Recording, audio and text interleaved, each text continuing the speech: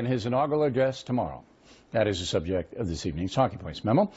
We're getting word the address will run about 30 minutes, but less is more. Maybe raining, and 20 minutes would probably be the best presentation. George Washington's second inaugural address was less than 5 minutes, as the old general really didn't have much to say at that point. But Mr. Trump does have a lot to say because he is in a unique position. There are powerful forces in America committed to destroying him. And the national media is a big part of that.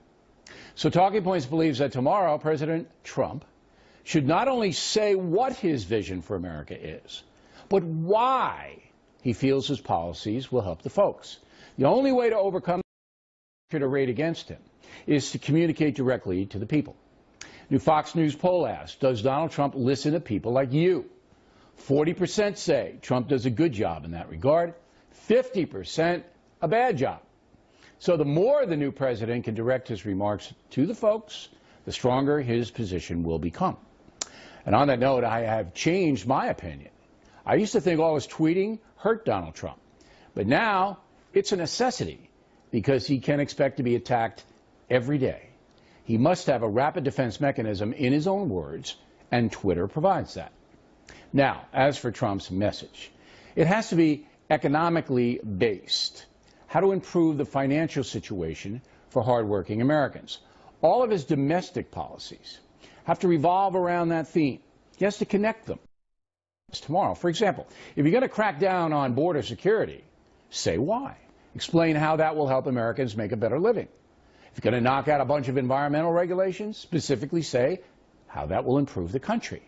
It will not be enough for Donald Trump just to proclaim. He will have to explain. Past, there have been some very interesting statements made by new presidents. Here you go. It's not my intention to do away with government. It is rather to make it work. Work with us, not over us. To stand by our side, not ride on our back. The enemies of liberty in our country should make no mistake. America remains engaged in the world by history and by choice, shaping a balance of power that favors freedom. Let every nation know, whether it wishes us well or ill, that we shall pay any price, bear any burden, meet hardship, support any friend, oppose any foe, to assure the survival and the success of liberty. Now, the sad fact is, no matter what Donald Trump says tomorrow in his address, it will not be accepted by those who despise him. But again, he can overcome that opposition if he talks directly to the folks, and if he emerges as their champion through policy success.